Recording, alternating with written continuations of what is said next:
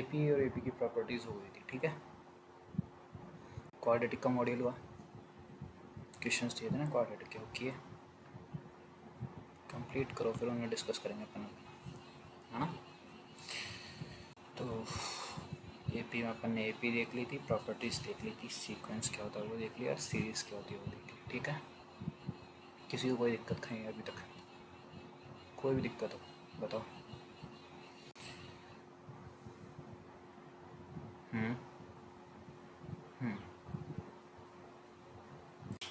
और बताओ, चलो फिर जीपी शुरू करें या कुछ क्वेश्चंस देखोगे पहले? तो चलो क्वेश्चंस देखो थोड़े।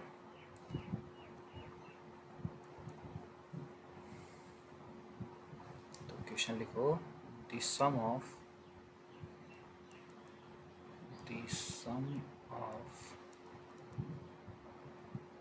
First four sum of first n terms of two APs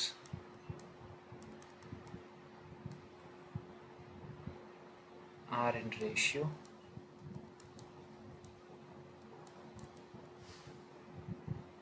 कुछ भी ले लो 7n plus 1 sorry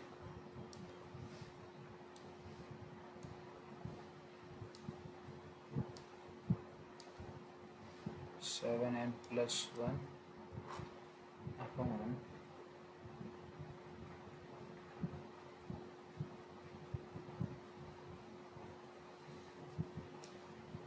4n plus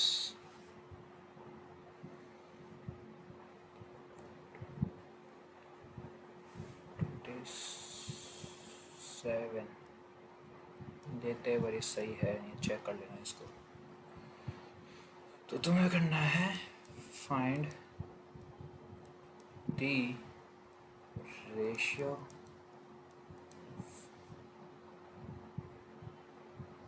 of their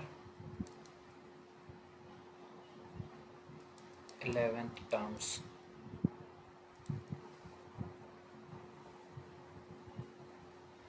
ये देखो क्वेश्चन बोल क्या रहा है, पहले ये चीज़ देखो।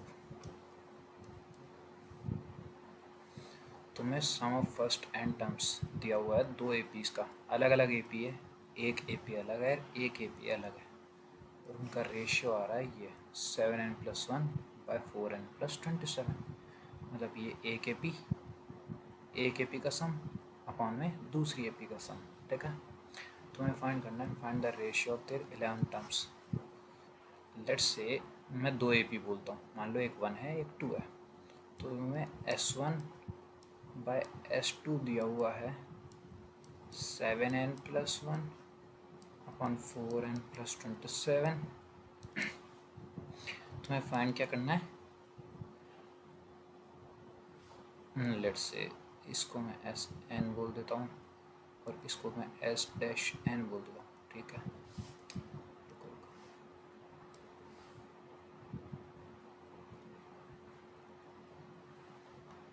देखो पहली एपी का सम SN n टर्म्स का, दूसरी एपी का सम S-N, डैश लगा रहा हूँ मैं ना, ऐसे ही इधर अपने को क्या फाइंड करनी है 11 टर्म और दूसरी एपी की 11th टर्म, इनका रेशियो फाइंड करना है तुम्हें।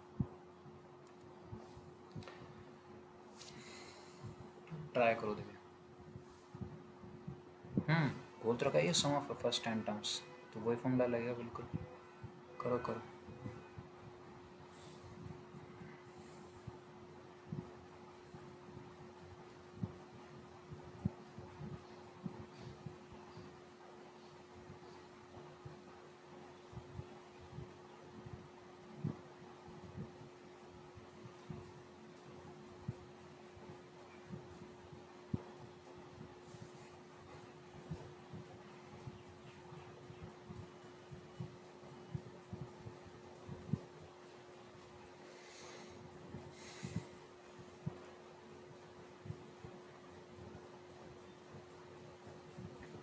बताओ कैसे कर रहे हो?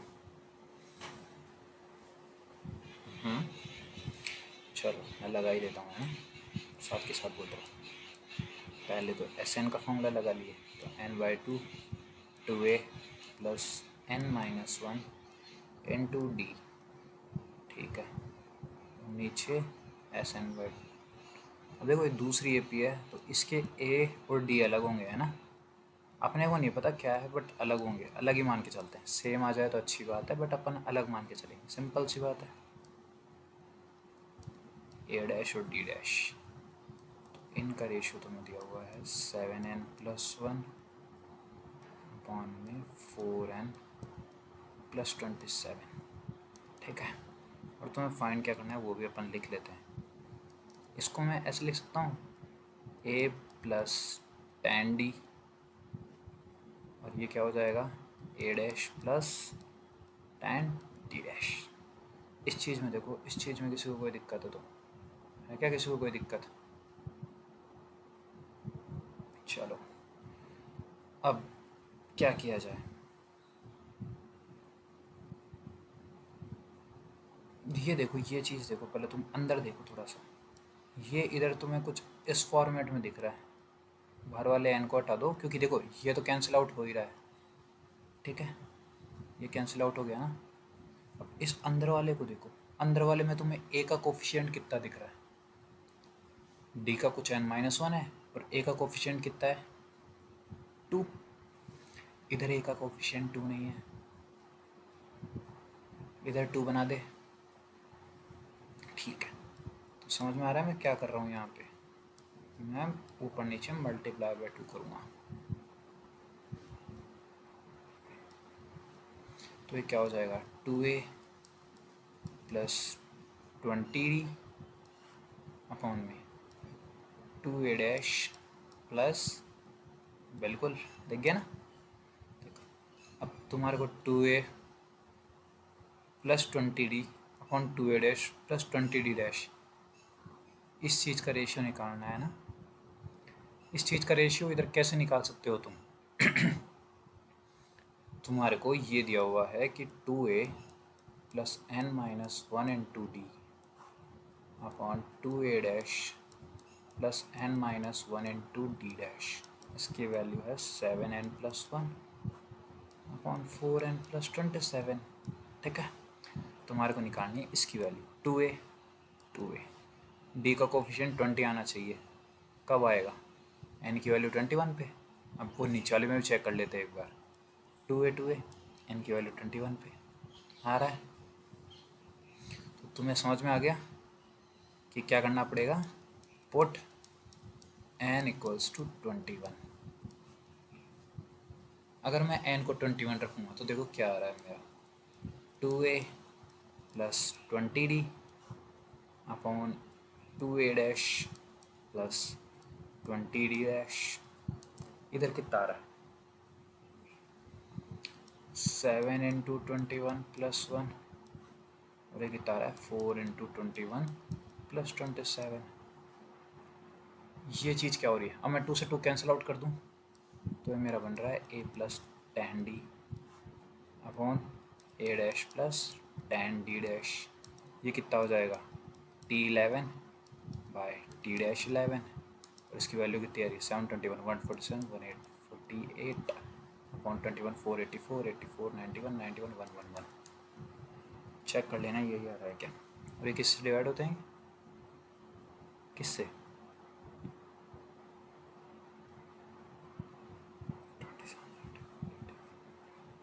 ओके 37 से डिवाइड होते हैं, ये 37 से डिवाइड होता है तो ये 4 टाइम होता है और ये 3 टाइम होता है, ठीक है। आ गया, ये निकालना था तुम्हें, क्लियर है कैसे करना है ऐसे क्वेश्चनों को। चलो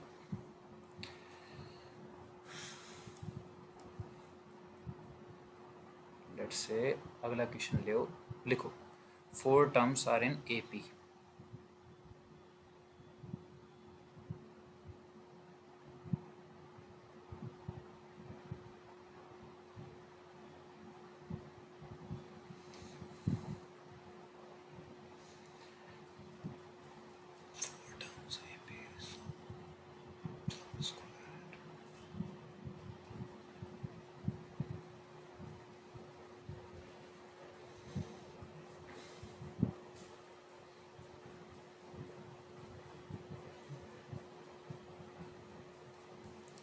4 terms are in A P.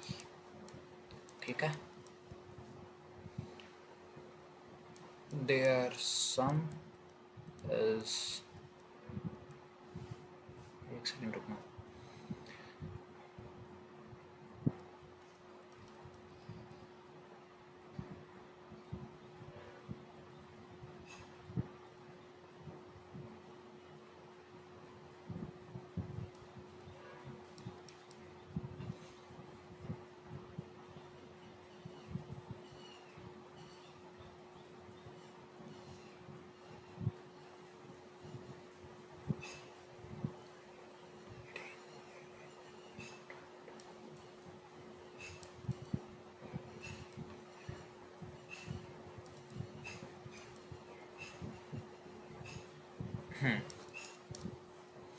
सही है।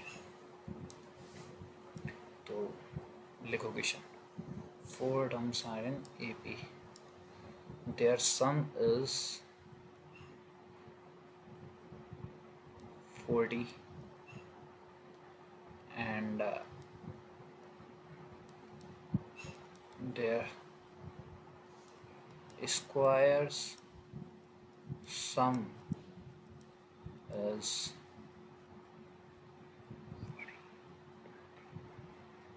10, 20, 40,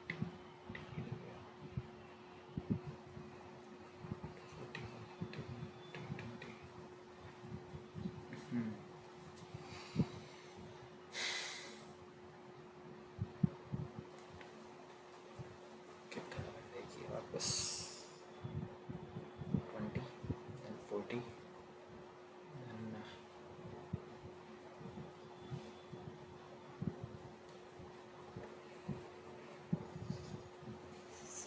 कुछ भी ले लो, अभी देख लेंगे, फ्रैक्शन में आ जाएगा, कोई दिक्कत थोड़ी। अब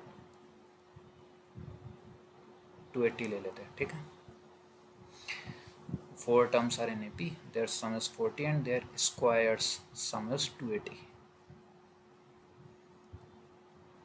तुम्हें बोला गया है कि let's say find those terms, ठीक है। क्वेश्चन क्या बोल रहा है, पहले क्वेश्चन को देखो एक बार। 4 टर्म्स है AB में, ठीक है। कौन सी है? पहला ऑप्शन तुम ABCD मानो, बिल्कुल। दूसरा ऑप्शन जो मैंने प्रॉपर्टीज में लिखा है। अगर तुम्हारे को AP में 4 टर्म्स माननी होती तो कौन सी मानते हो?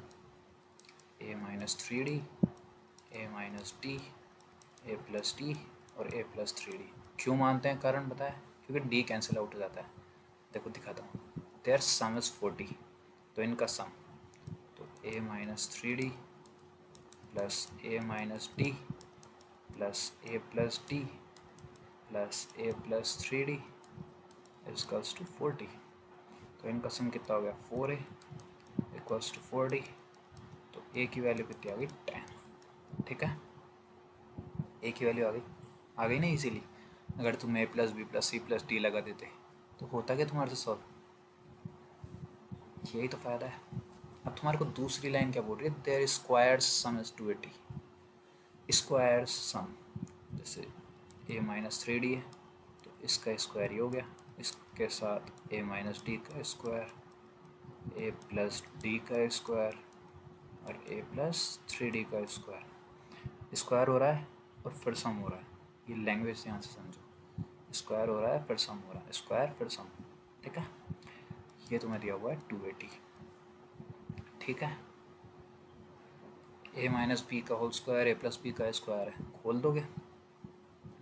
चलो खोल के दिखा देता हूँ तुम्हें। तो ये हो जाएगा A², देन ये हो जाएगा -3D का होल स्क्वायर, फिर ये हो जाएगा -2 इंटू में A इंटू 3D, फिर इधर ये कितना हो जाएगा? A² प्लस -D का होल स्क्वायर माइनस का 2 into A into D plus में A+B का होल स्क्वायर, तो यानी कि A² plus D² plus 2AD। Similarly ये कितना हो जाएगा? A² प्लस 3D का whole square plus 2 into A into 3D ये तुम्हें 280 दिया हुआ है, ठीक है। अब मुझे एक चीज़ देखो, ये वाले टर्म देखो -2a3d, और ये वाले टर्म देखो 2a3d, कैंसिल आउट हो जाएगी plus minus. Similarly -2ad plus 2ad cancel out हो गई। देख रहे हो फ़ायदे, क्यों बताई थी ये चार टर्म्स क्यों लेनी, सब कुछ तो कट गया। तुम्हारे पास बचा क्या है, 1 2 3 4, 4a² प्लस 9d², 10d², फिर 9 फिर से आ गया तो 19d² और एक ही रहा 20d²। इसकी वैल्यू दी हुई है तुम्हें 280, ठीक है। तुम्हारे को a की वैल्यू ध्यान ही है 10, तो a की वैल्यू 10 डाल दूँ यहाँ पे। ओके, a की वैल्यू अगर 10 डल जाएगी तो थोड़ा सा डेटा चेंज करना पड़ेगा तुम्हें, मेरी गलती है ना, थोड़ा सा डेटा चेंज करना पड़ेगा। अगर 10 100 400 माइनस होएगा तो इसको अपन 680 कर देते हैं, ठीक है, ताकि d आए तो सही, कम से कम d की वैल्यू तो आए। वैल्यू नहीं आएगी तो क्या मतलब रह जाएगा क्वेश्चन का, है ना। कुछ नहीं कर रहे, बस ये जो सम तुम्हारे को स्क्वायर्स का सम 280 दिया हुआ था, इसको मैं 680 कर रहा हूँ, है ना। पूरी चीज़ सेम है बाकी, ठीक है। तो a की वैल्यू 10 है, तो ये कितना हो जाएगा 4 × 10 का square plus 20d² equals to 680। कितना हो गया 400 प्लस 20d² इक्वल्स टू 680। तो यहाँ से तुम्हारा कितना आ गया 20d² इक्वल्स टू 280 और d² इक्वल्स टू बिल्कुल।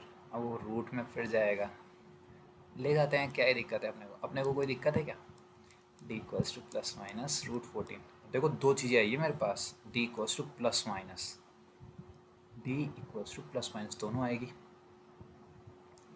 अपने को सिर्फ इतना बोला गया है कि वो चारों टर्म्स AP में है, तो ये 2 AP बन जाएगी अब तुम्हारी।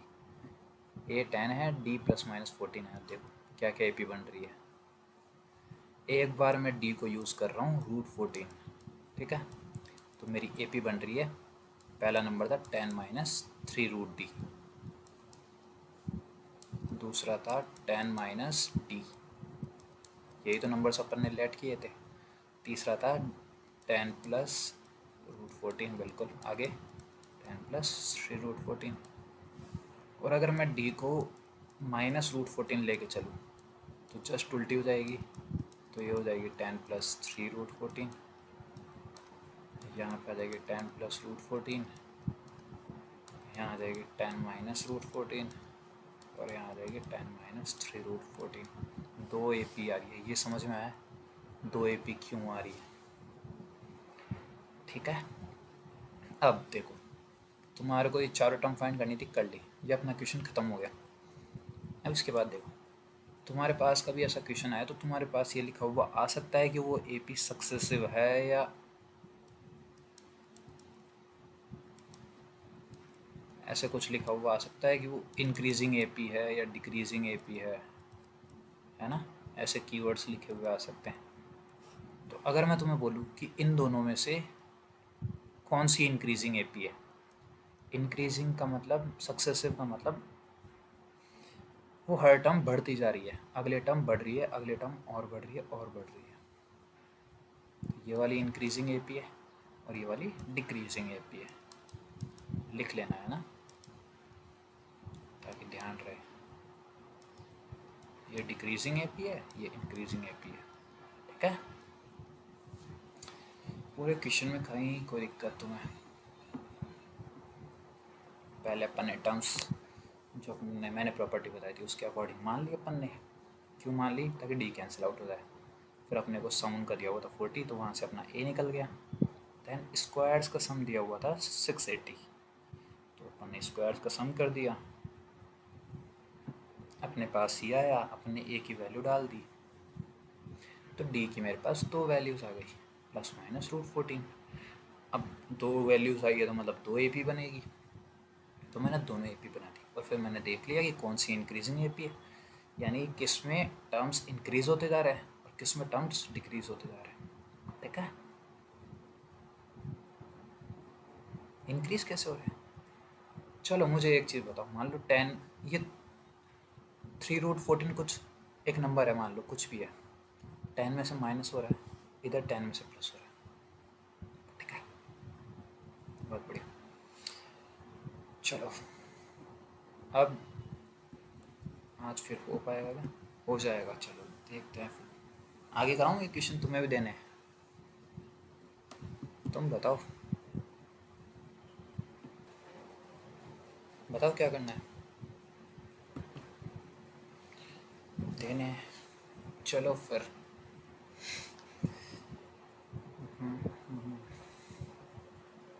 क्वेश्चंस लिखो जो तुम कर क्या होगे।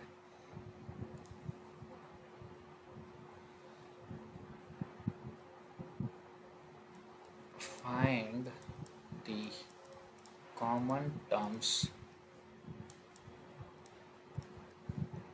Of 2 APs। 2 AP में जो जो कॉमन टर्म है वो तुम्हें लिखनी है ना। मैं इधर लिख देता हूँ। AP1 क्या है तुम्हारी, कुछ भी ले लो, जैसे 3, 6, 9, 12 एंड सो ऑन। ये चलेगा तुम्हारा 3, 16 तक।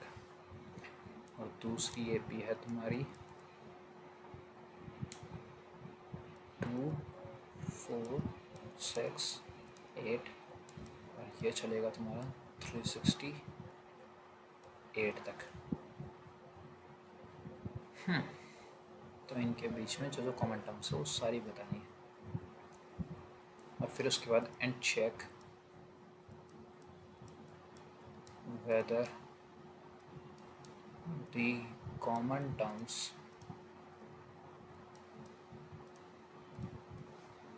आर फॉर्मिंग एन AP और नॉट। जो तुम्हारे पास कॉमन टर्म्स आई है ना, क्या वो कोई AP बना रही है या नहीं बना रही है।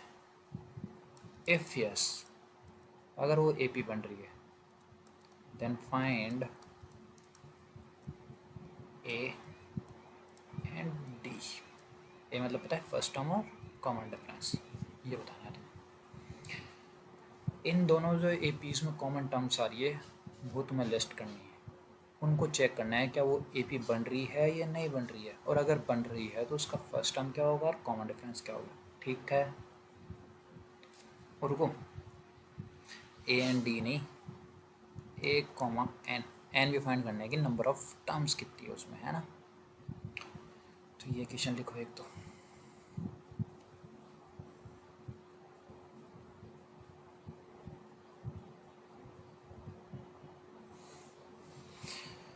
दूसरा लिखो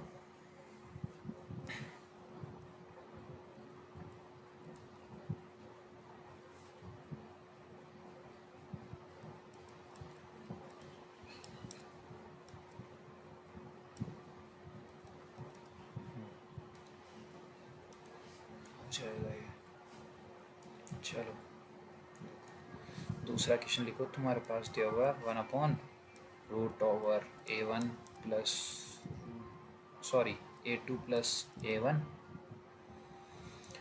ठीक है, देन तुम्हारे पास दिया हुआ है A3 प्लस A2, हाँ सही है। एंड ऐसे ही तुम्हारे पास दिया हुआ है √AN माइनस √AN माइनस 1। ठीक है, प्रूफ करना है, प्रूव दैट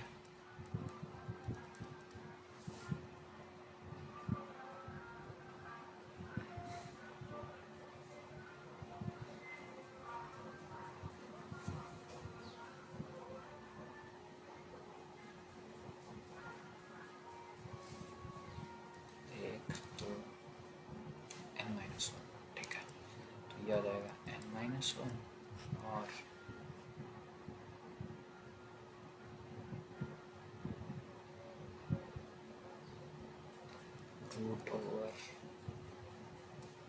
√AN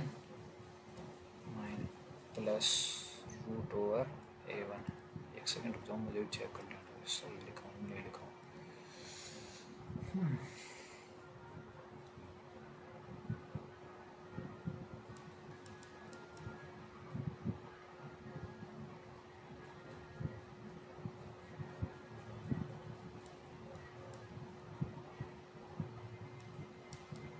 सही है। तो ये चीज़ प्रूफ करके आना और लिखना है क्वेश्चन। और देखो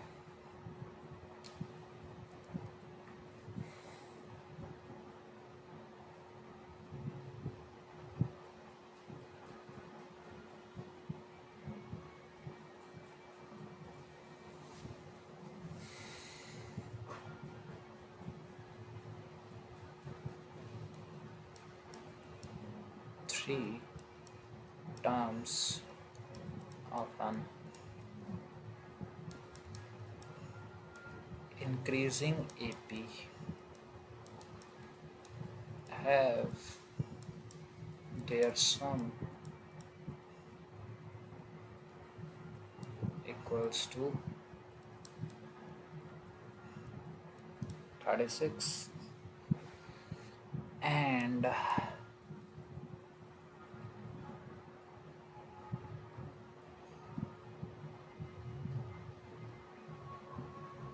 their product equals to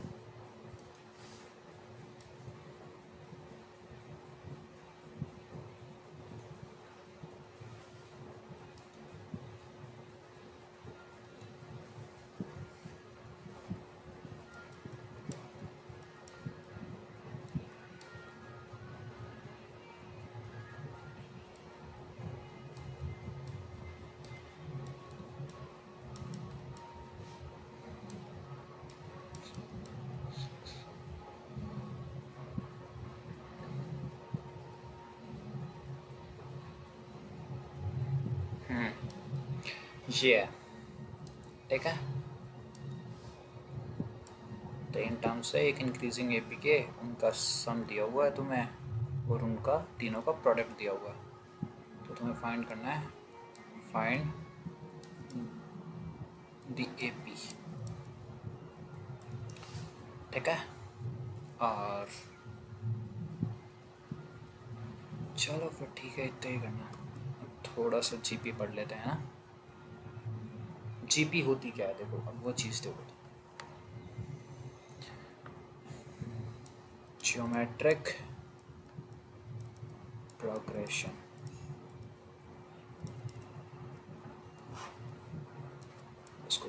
GB, ठीक है।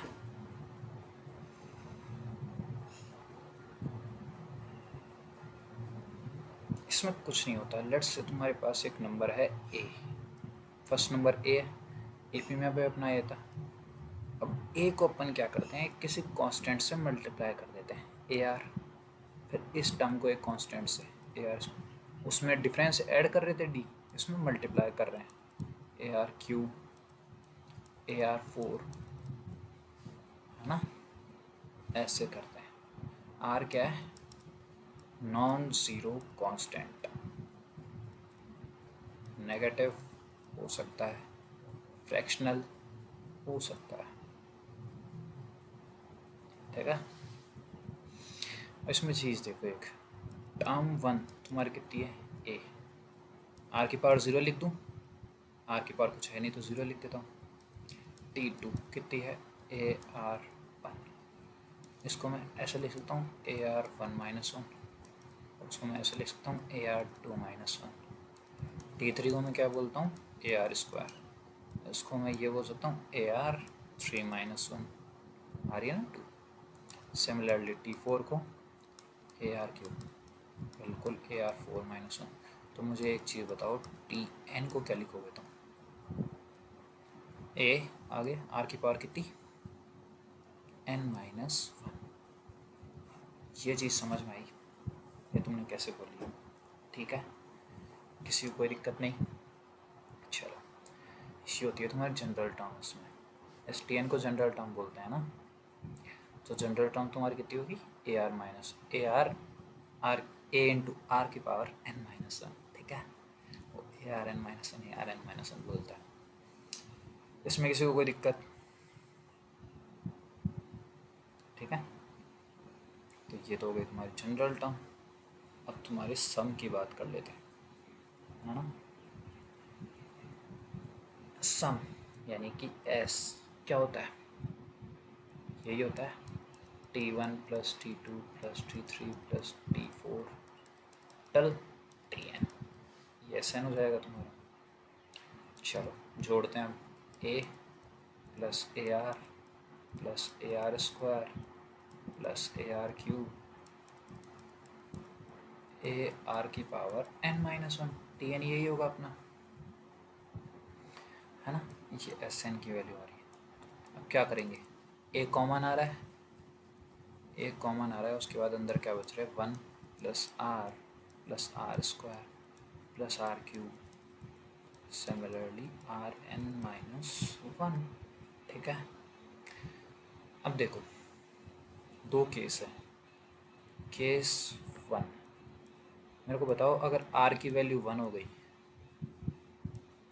तो ये 1 ये 1 ये 1 1 1 1 1 1 1 सारे 1, कितने टाइम्स 1 आ रहा है, सोच के देखो। n-1 थोड़ी आएगा, n टाइम्स आएगा, है ना। तो 1 1 1 n टाइम्स, तो उनका एडिशन कितना हो जाएगा, 2 बार 1 आ रहा है तो उनका एडिशन कितना होता है 2, 3 बार 1 आ रहा है तो एडिशन 3, n बार 1 आ रहा है तो कितना एडिशन n। तो यहाँ पे तुम्हारा SN हो जाएगा Na, ये क्लियर है ना। केस 2 देखते हैं, जब तुम्हारा R नॉट इक्वल्स टू 1 है, ठीक है। इस केस में तुम्हारा ये इफ होता है, और इसमें ये जो तुम्हारा पूरा एक्सप्रेशन बन रहा है ना, इसको चलो इस पे बात करता हूँ मैं। एक काम करो, तुम मेरे को एक चीज़ करके बताओ, डिवाइड करना आता है पॉलिनोमियल्स को डिवाइड, तो मुझे R की पावर n-1 इसको डिवाइड करना है R-1 से। करो देखे क्या आता है, करो करो, 2 मिनट लो, इसको डिवाइड करो फिर बात करेंगे अपन कुछ।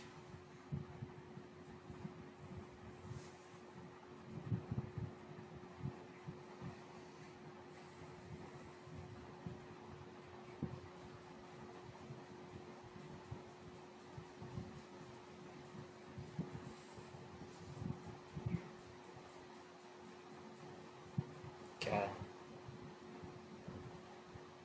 हुआ डिवाइड? अच्छा, पॉलिनोमियल्स का डिवाइड भी भूल गए। किसी से हो रहा है?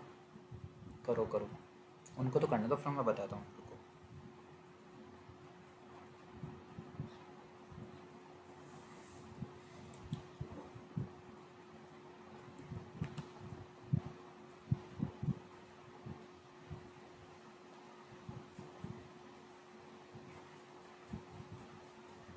चलो फिर देखो। ठीक है, हुआ? क्या आ रहा है? बिल्कुल, दिखाता हूँ तुम्हें भी। और चलो बाकियों को भी दिखाता हूँ जिनके नहीं आए। इसको इससे डिवाइड करना है, तो आर की ये पावर है अपने पास 1, इधर आर की पावर है n, कितने से मल्टीप्लाई करूँ? आर की पावर n-1 से। तो ये क्या बन जाएगा? इसको इससे मल्टीप्लाई करो, तो आर की पावर n बन रहा है -1 इंटू आर की पावर n-1। ठीक है, अब क्या करेंगे? साइन चेंज, ये कैंसिल आउट। कितना बन रहा है ये? आर की पावर n-1 -1 बच गया। अब किससे मल्टीप्लाई करूँगा मैं? आर की पावर n-2 से। तो ये कितना बन रहा है? आर की पावर n-1 मल्टीप्लाई हो रहा है ये आर की पावर n-2 इधर, तो ये हो रहा है आर की पावर n-2। फिर से साइन चेंज, तो ये फिर से कैंसिल आउट, फिर ये बन रहा है, फिर ये करते रहोगे तो n-3 से मल्टीप्लाई इस बार, r-n plus minus cancel out, R की पावर n-3 -1, तो फिर आर की पावर n-4 से। कब तक चलता जाएगा? जब तक आर की पावर 0 नहीं आ जाती, क्योंकि इस 1 को भी तो इन दी एंड ख़त्म करना पड़ेगा ना। तो 1 कम ख़त्म होगा जब कांस्टेंट आएगा कुछ, और कांस्टेंट तो यही है ना। तो ये आ रहा है तुम्हारा। अब इस पूरे को मैं लिख के बताऊँ दोबारा, ये कुछ ये है। आर की पावर 0 को मैं पहले लिख देता हूँ 1, फिर क्या आएगा? आर की पावर 1, आर की पावर 2, आर की पावर 3, आर की पावर 4, कहाँ तक आएगा? आर की पावर n-1 तक। ये चीज़ आ रही है। ये चीज़ अभी तुमने कहीं देखी थी? बिल्कुल देखी थी, जीपी के सम में। ये चीज़ सेम ही तो लिखी हुई है, 1 + r square plus R cube plus R की पावर n-1। यही तो चीज़ है ना? इसको आगे डिवाइड कर लेना कंप्लीट, है ना? तो इसको मैं क्या बोल सकता हूँ? मैं बोल सकता हूँ इसकी वैल्यू कितनी होती है? आर की पावर n-1 को डिवाइड कर रहा हूँ जब मैं r-1 से, तो ये आता है। ठीक है, तो इधर भी मैं वही करता हूँ, ए बार है ही आर की पावर n-1 को जब मैं r-1 से डिवाइड करता हूँ तब ये आता है। और r0 = 1 अपन ने बात कर ली, वरना डिनोमिनेटर में क्या आ जाता? 0, जो कि नहीं आना चाहिए, इसलिए r0 = 1 की बात करी ना अपन ने। किसी को कोई दिक्कत? ठीक है, चलो ये एस एन क्लियर है। अब बात करते हैं एस इन्फिनिटी की, यानी कि इनफाइनाइट टर्म्स हो, मान लो ख़त्म ही नहीं हो रही है टर्म्स। इधर तो आर क्या है? 1, तो सारी टर्म्स क्या होगी? ए, यही चलता रहेगा, a × 1 a, फिर a × 1 a, a × 1 a, a × 1 a, तो वो a ही चलता रहेगा। तो कितने टाइम्स a आएगा? Infinite times. कितनी वैल्यू हो जाएगी? इनफाइनाइट। क्लियर है? इधर बात करते हैं, इनफाइनाइट टाइम्स आएगा, है ना? तो यहाँ पे फिर दो केस बनेंगे।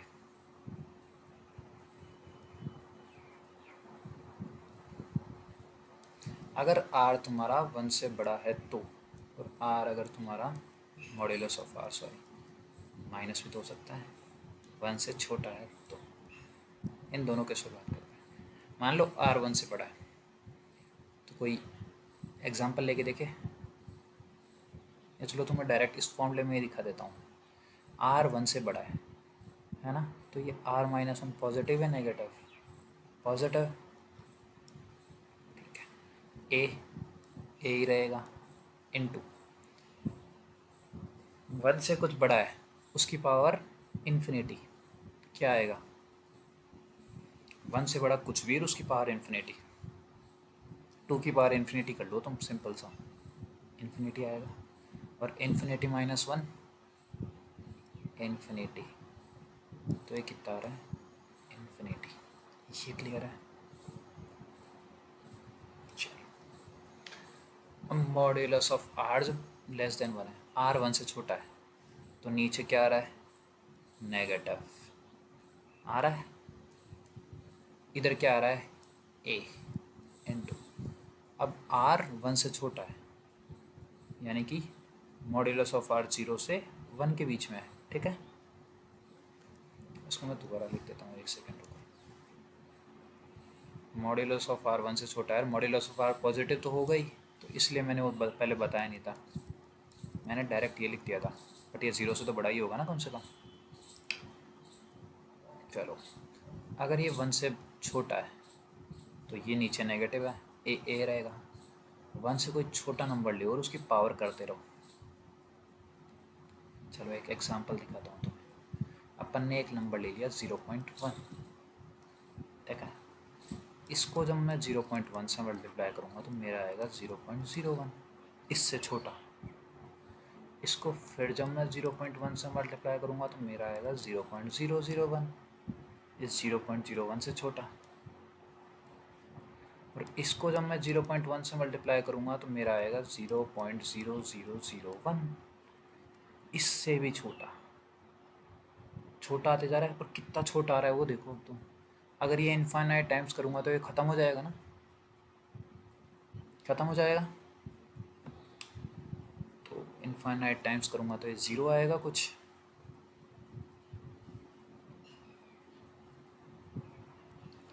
(0 - 1) कितना हो गया? इसको एक काम करता हूँ मैं, r-1 ही लिख लेता हूँ अभी, है ना, क्योंकि इनफाइनाइट तो आ रहा नहीं है। तो a इंटू में -1 अपॉन में r-1, माइनस मल्टीप्लाई कर दो तो a अपॉन में 1 - r हो गया ना। ये होता है, कोई सी चीज़ नहीं रटाई है मैंने, सिंपल सा सबका कारण बताया है और क्यों आ रही है वो दिखाई है ना। अगर तुम्हारा r = 1 है तो सारे टर्म्स सेम होगी, सारी टर्म्स a होगी, तो उसमें n टर्म्स का सम na और इनफाइनाइट का a इंटू इनफाइनाइट, n की जगह इनफाइनाइट रख दिया, बस खत्म। केस 2, अगर r तुम्हारा 1 नहीं है तो क्या आती है a इंटू आर की पावर n-1 अपॉन r-1, ठीक है। अब इनफाइनाइट टर्म्स की बात करनी है तो n की जगह क्या आएगा इनफाइनाइट। तो इसमें अपन ने दो केस लिए कि मॉड्यूलस ऑफ r 1 से बड़ा है या मॉड्यूलस ऑफ r 1 से छोटा है। अगर वो जब 1 से बड़ा है तो एक नंबर ले लिया अपने 2 की पावर इनफाइनाइट।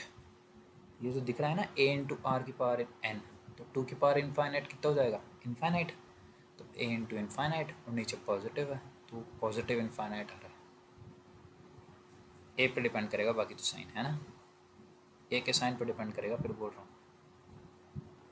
इसको चाहिए से तुम पॉजिटिव नेगेटिव देख लेना, वो a के साइन पे डिपेंड करेगा, है ना, लिखने की ज़रूरत थोड़ी है मुझे।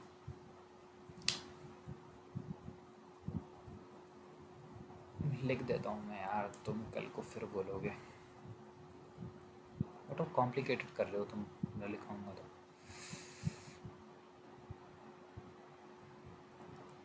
पॉजिटिव या negative sign will depend on a, ठीक है। सेम लाइन इधर भी लिख लेना, पॉजिटिव या नेगेटिव आ सकता है, साइन विल डिपेंड ऑन ए। अगर ए पॉजिटिव तो पॉजिटिव, ए नेगेटिव तो नेगेटिव, ठीक है। अभी ज़्यादा वापस, अगर आर तुम्हारा 1 से छोटा है तो 1 से छोटे नंबर को अगर तुम मल्टीप्लाई करते जाओगे ना तो नंबर कम होता जाएगा। अपन ने एग्जांपल देखा अभी, ये 0.1 वाला कम होता जा रहा है ना नंबर, तो ये कम होता जाएगा। और इनफाइनाइट टाइम्स करोगे तो ख़त्म हो जाएगा, नेग्लिजिबल, एक्जैक्ट 0 नहीं आएगा बट ख़त्म हो जाएगा, इतना समझ के चलो।